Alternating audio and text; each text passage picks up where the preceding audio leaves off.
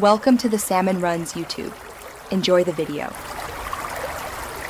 In this video, I will explain how to fix air vents in a Dodge Charger.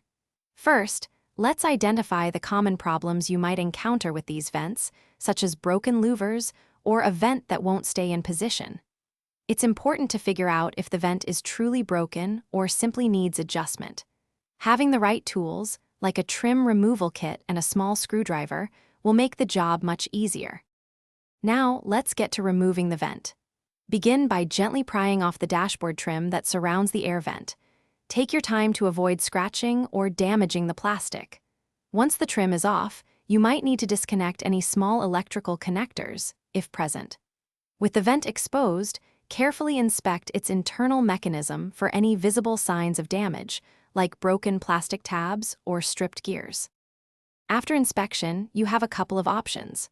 For minor breaks, like a detached louver, a strong, quick-drying adhesive can often provide a simple fix.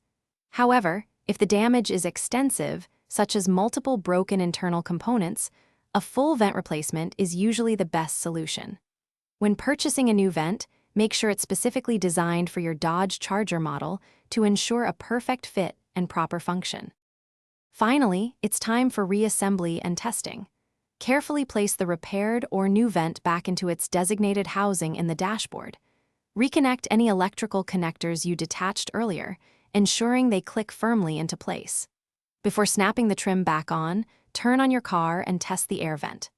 Check that the airflow is correct and that you can adjust the direction and open or close the vent smoothly. Thanks for watching. Consider subscribing if we helped you.